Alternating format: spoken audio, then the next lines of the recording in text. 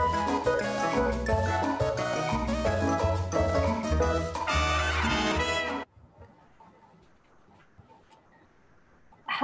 good morning, and welcome to CosmoQuest Community Coffee for today, Monday, October 12th, in the year that shall not be named furthermore. I'm your host, Gillian Rhodes, and today is Monday, which means that it is all about astronomy and art and all of the wonderful ways that they fuse and intersect and influence each other in ways that maybe you have thought about before and maybe you haven't. I am slowly getting my act together, as you guys have seen over the last few weeks, as I slowly readjust to life. That this is a thing that culture shock and jet lag do to you. My project for the weekend has been cleaning out the mold in my brain. So I've more or less cleaned out the mold in my house that was there when I left, and now I'm cleaning out the mold that's in my brain from unguarded thoughts that have just been behaving like very bad children. So I'm doing a lot of cleanup in that sense, and the whole point of that story was that I don't have a guest yet. I'm working on it. Hopefully in the next couple of weeks, I'll have someone for you guys to talk to so you can enjoy not just me talking at you, but someone else in the conversation. But hopefully that will come in the next couple of weeks. Today, I am also not inflicting improvisational dance on you, though I do love to inflict that upon you, and nobody's complained yet. So there you go. But today I decided to do something which is probably another of my favorite things after dance, which is reading books. So I did do a show. Definitely did at least one other show about books. But since then I've read a bunch more, and recently there has been a lot which are kind of space related, science fiction space. And so I realized that since there was enough of them that most of them I've read very recently. One of these books is an oddball, but I put it in because I wanted to do a show about, basically I had been planning to do a show about arts and books, and I made a list of books and then I only read one of them. So then I read other stuff. Anywho. So we have most of these. I'll let you know kind of when I read them, how recently, and we can go from there. But I just thought it would be kind of interesting. All of these are space related in their own ways, but they're very, very different. So I think that for anybody who enjoys reading books, you will find something in this list to, whatever the word is that I'm looking for. If you're a book enjoyer, lover, probably one of these. Let's see right there. Apparently, according to Hex and the chat, it is Thanksgiving in Canada. So happy Thanksgiving to everybody who is celebrating today. I have lost track of anything involving Thanksgiving just because I've been living in Asia for the last 8 years. So there was definitely, even last year, there was definitely a moment where I think I just realized it was, the American Thanksgiving, and I was like, oh, that's the thing that people do. But happy Thanksgiving. It's always, always, always a good time to give thanks and be grateful. It's something that I think we don't always do enough, and it's basically, it's actually something that I've practiced. It's like gratitude is something that you practice. It's not just something that happens. Anyway, that's enough of the inspirational you-know-what for the morning. It is just a Monday morning. That's too much effort for now. So let's get into the books. So the first book, and I never actually remember what the actual title is. I just know that there's three. I know the three words in there, four actually, which are How, Lose, Time, and War. And that's enough. If I say that, you know what book I'm talking about. It is technically it is called This Is How You Lose the Time War. And I definitely did not put the author in my show notes. Whoops. But there is a link in the chat now, so you can follow it, find out. So I thought when I was going to talk about these books, I figured what I would do is kind of give a general review and a general rating, how well I like the book. But there's this thing that I've seen probably on Tumblr. I think it's from Tumblr, where the people kind of rate movies or books based on a very specific theme, like dogs. And they kind of give it a rating out of 10 based on like how many dogs there are. So obviously I'm not doing dogs because that would be a non sequitur for this particular show. I'm doing art. So I'm giving these books 2 ratings. One of them is how well I liked it, my rating, and one of them is like an art rating. So I'm looking at the overall aesthetic of the book that includes the writing and the content, and then how artistically the book is written. I'm also looking at inside the book and the world that's been built. Is there art? I'm also looking at how important is the art that's in this world to the actual plot, what's going on in the book. So with that in mind, starting with This Is How You Lose the Time War. And I just adored this book, but it's one of those books that you have to just put your trust in. Because when you first start reading it, it makes no sense whatsoever. There's no world building or explanation or exposition. You just have to figure it out as you go. Like the world building is kind of woven into the book itself, which I just found fascinating, but definitely and not to the point that you lose interest, but you kind of have to work on this book. It's so beautiful and interesting that you want to, but it was kind of halfway through where I realized, this is just what this is about. It's essentially about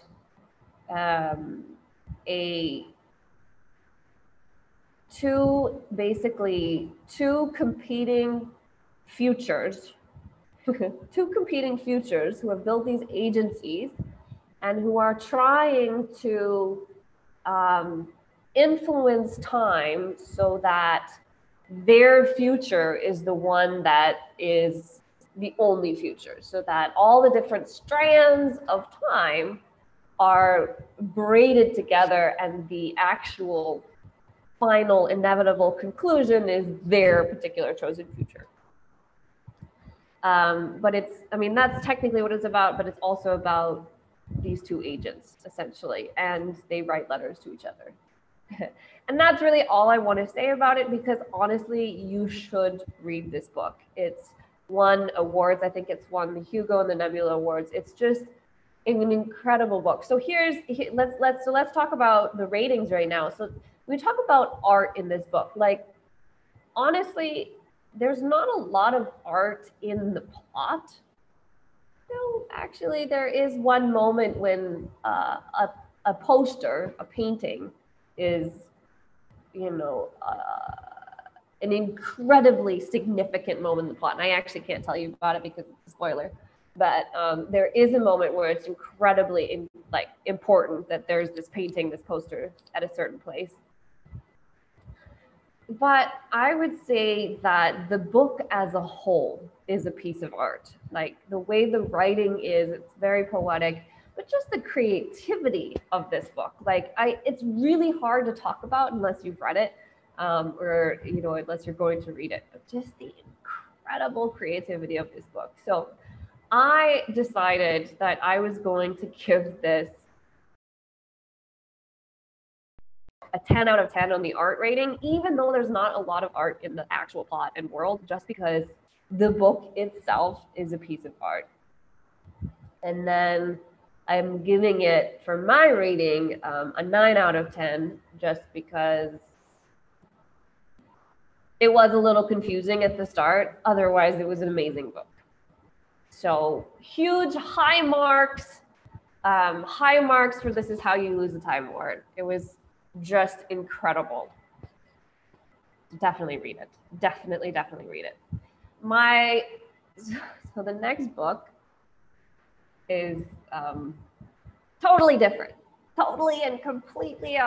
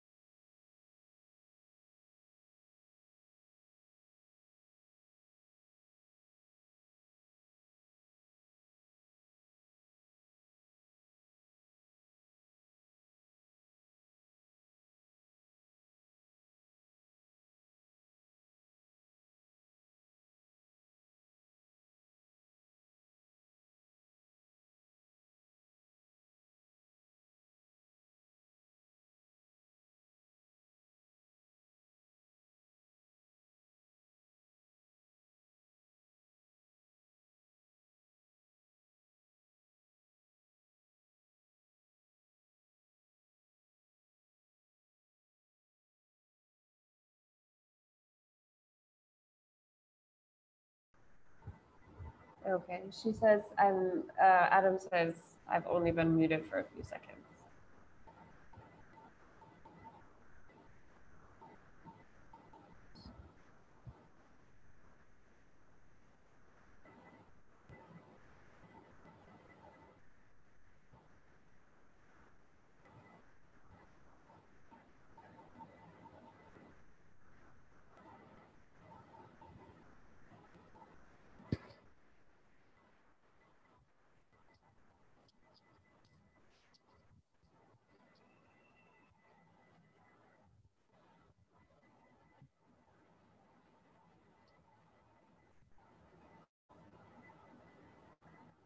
Yes. Is it working? Okay. All right. Apparently, I am not muted anymore. Is that? Give me a thumbs up or something in the chat so I know. While we were fixing I was just doing my own little happy dance while we were fixing the audio. We good? Great. All right, we're back. Okay, I was talking about a big ship at the edge of the universe. At the end of the universe, at the edge of the universe. I think it's at the edge.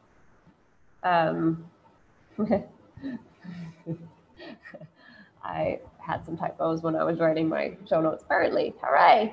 This is by Alex White. It is the first book of a trilogy called Salvager's Trilogy. I read it because I saw the final book in a bookstore, which was titled The Worst of All Possible Worlds. And I just thought that sounded interesting. I realized it was the end of a trilogy, and that just doesn't work to read. So I started at the beginning. Definitely, this book is space battles. It is all space battles. It's fast-paced, action-packed. There's this kind of quirk in that it's definitely, far future science fiction, global conspiracies, but people are still racing cars. That's important. And most people have a gift for magic. Apparently they found that out somewhere along the way. And so that's kind of the premise of the book. And like I said, it's just action packed. It's just constant, battles and impossible situations. And you know, the kind of scrappy underdogs that are pursued by these incredibly powerful conspiratory forces who are trying to take over the universe, this kind of thing. I definitely did not enjoy this book as much as I wanted to. You know, the characters were interesting and I wanted to keep reading it. But I don't know, at the end of it, I was just kind of done. I was tired, and I actually don't think, I don't necessarily think that I would read the rest of the trilogy. It was one of those things, like, if, you know, space battles are your thing, then absolutely you will love this book. The characters are interesting, it's all that. It just wasn't my thing. It just wasn't my thing. So that's why I'm giving it, as my rating, a 6 out of 10. But again, I want to add a disclaimer that it's just like, it just wasn't my thing. You know, there was lots of violence, you know, people had dark pasts that they were still carrying trauma about, and this kind of stuff. And it was just kind of heavy. And I'm not in a place right now where I'm enjoying heavy media. So the other thing that I have to say, yes, and CosmoQuest, Pamela makes a really good point. There is good queer representation and broken people. And so I think it's an incredibly important that it's out there and that, you know, these kind of things are happening. Again, it just wasn't my favorite thing to read personally. And they're definitely, on the art scale, it was lacking some art, just generally, like, you know, people are using magic, and there's descriptions, you know, generally it is more a shoot 'em up story than it is an art story. So I had to give it a 3 out of 10 on the arts side. So I would say I do recommend this book. I do recommend it, especially if you're into that stuff. And there's 3 of them. There's 3 of this. So it's a trilogy. And as I understand the representation of just queer gender identity gets even better as the series goes on. So definitely, and that's really unusual for science fiction. So that's a point in its favor. It just has nothing to do with art. So there you go. The next book on my list is also comes with some disclaimers, but it's the Sparrow, the 2 Sparrow books. I think the author's name is Mary Doria Russell. Definitely Mary Doria Russell. And there's 2 books. There's The Sparrow and Children of God. And the Sparrow is essentially a first contact book. It's humanity's first contact with an alien civilization. And realistically, basically the first mission to make contact with the aliens is a Jesuit mission. And so, you know, it was definitely, both of these books took me a long time to read. They're not fast reads, and they're not reads that you can go through. Like, basically, you know, I sat down and went through A Big Ship at the Edge of the Universe in like 2 days. And I think it took me, you know, at least a month or 2, if not more, to read these 2 books. But like, they're worth it. They're absolutely worth it. It's definitely, they're quite heavy on existential questions. So, you know, you got to be prepared for that. They're very existential. They're very deep. They're very profound. They basically, you know, you have to just stick with it, you know, and they do kind of stalk you along the way, because there is, you know, I don't know how to say it quite exactly. It's quite unique. I don't think I've ever read any. I don't think I've ever read any book quite like it. But again, because because the first mission, and then in the second book it's the second mission. They're both Jesuit missions essentially. So there is a lot of that kind of discussion, spirituality, religion, existentialism. So you do have to be kind of prepared for that. In terms of art, the music and art in society plays a huge role in the first book, absolutely enormous, and not just in the plot, but also in how you understand it over the course of the book, without being careful to not give any spoilers. But basically, so for that, but it's not necessarily the focus. Like there is like the whole writing itself is quite artistic. There's a lot of description, things like what this world looks like, and the nature in it, the food in it, the scents, and kind of the interaction of the characters, the relationships between the characters. So like generally, like it is quite artistic on the whole, and how the different pieces are put together, and the plot of music. So I've given it, but generally speaking, besides the music, and the music and the poetry, there's a whole lot else in the book which is not art. So that's why I've given it as an art rating 6 out of 10, and the second book is less than that, just because the second book has less of the music and more of kind of the aftermath of the first book. So it's but both of them are absolutely worth reading. Like they do require time, they do require attention, but they're definitely worth reading.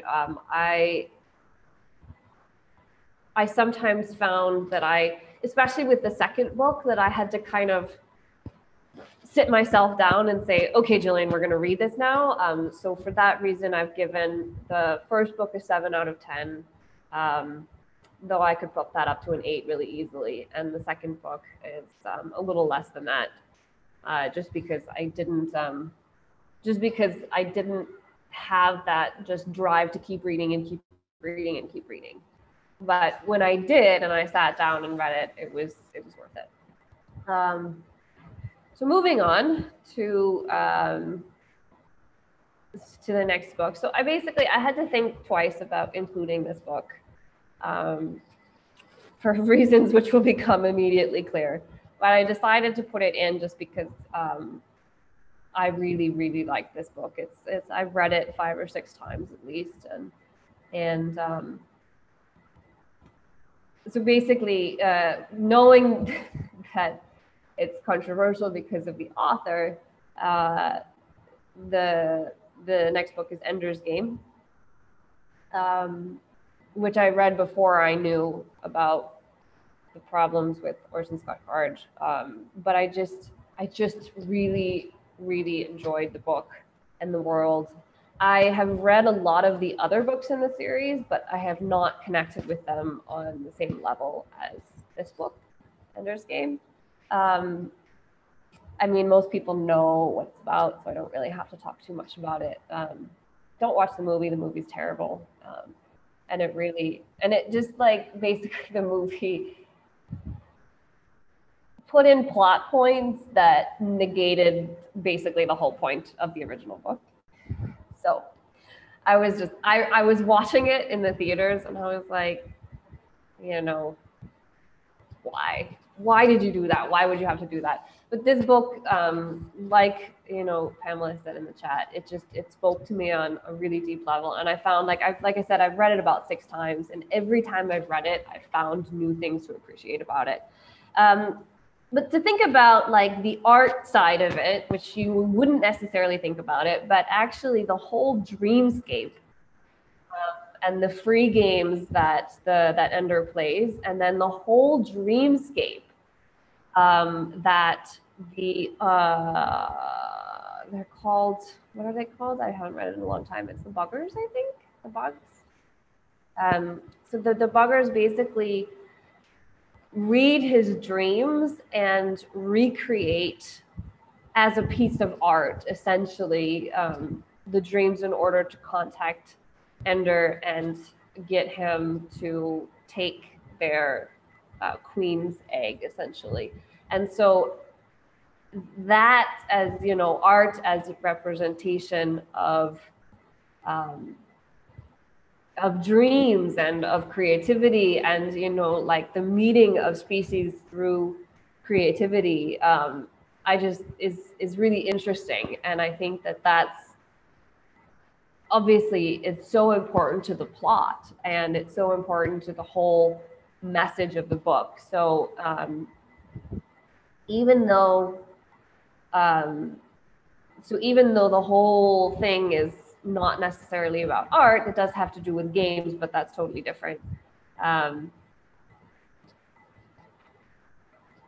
Anyway, the brain is going off on a different tangent. So basically, I'm giving this a 7. I think I'd give it a 7 out of 10 for the art wise, just because that the dreamscape and the alien representation of it in real life is so important to the book. And then because I really love this book and it speaks to me on so many levels, I'd probably give it an 8 to 9 out of 10. I have read Ender's Shadow as well, yes, and it did speak to me a lot. But Ender's Game was really the one that I can keep coming back to. And then finally, I had to end on a really light note, because a lot of these books, like This Is How You Lose the Time War, just because of the way it's written, the Sparrow, Children of God, you know, is quite dense. Ender's Game has a lot of serious, you know, themes. A Big Ship at the Edge of the Universe is not so dense, but you know, putting that aside, these are all kind of dense books. But the last book is not dense at all. It's just a pure like romp, and that is, and I actually have it, so I can show you it, because I got this when I was. It's called Space Opera. The author's name is Catherine Valente, and it is. So I know about this book because this author, Catherine Valente, she has written a series that I adore. It is technically a children's book series, but it's the first book of that series is called The Girl Who Circumnavigated Fairyland in a Ship of Her Own Making. And there's 5 books in that series, and they are technically about fairyland, but it's they're just so creative, so well done, and so beautiful, that I looked up this author and I said, wow, she has a space book, so obviously I have to read it. And it's called Space Opera. So the basic premise, I would say that if I could try and sum up this book in a sentence, it is alien Eurovision, more or less. So it's basically, the premise is that there's this competition every year, which is more or less alien Eurovision, and new species who are applying for sentient status have to perform at this event. And if they come in last, then they are not considered sentient and they get wiped out. They're basically sent extinct. And so what happens is that humanity is invited to apply for sentient status in the galaxy, and they have to send, you know, a song, a band to perform in this event. Which is called the Metagalactic Grand Prix. And so basically, this book, it's one of that you have to either decide, are you going to read it for the story or are you going to read it for the words? And sometimes you can do both and sometimes you can't, because it's just so like packed with description. Like description is all over the place. It's just like, I'm actually going to read a short paragraph from it, and you'll kind of see what I mean. But this is actually like the clearest parts of the book. Like you have to kind of deal with really long sentences and paragraphs, which are worth it, but you just have to keep going through the description. It's amazing. And of course, the life forms that she invents, the aliens, these are not your standard humanoids. There's hardly any tentacles. There's just like the imagination that this author has is just incredible. And obviously the whole thing is about music and singing and beauty. And so I feel like I have to give this book like an 11 out of 10 on the art scale. And I've given it an 8 out of 10 on a rating, just like, because I really did enjoy it. I really, really did. But it was, you do sometimes it's just like, and then what happened? Like, let's get through the description already. But she does have some of the best like descriptions of life that I think I've ever read, and that's kind of what I wanted. This is at the very beginning of the book. It's in the first chapter, and I'm going to skip a little bit through it. But there's a few things that I just really wanted to read because I thought they were, well, you'll see. So it goes. Life is the opposite of rare and precious. It's everywhere. It's wet and sticky and has all the restraint of a toddler left too long at daycare without a juice box. And life in all its infinite and tender intergalactic variety would have gravely disappointed poor gentle-eyed Enrico Fermi had he only lived a little longer. For it is deeply, profoundly, execrably stupid.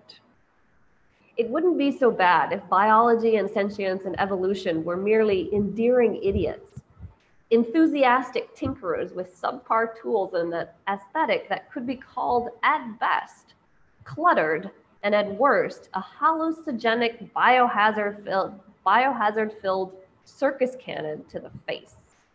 But like the slender, balding father of the atomic age, they've all gotten far too much positive feedback over the years.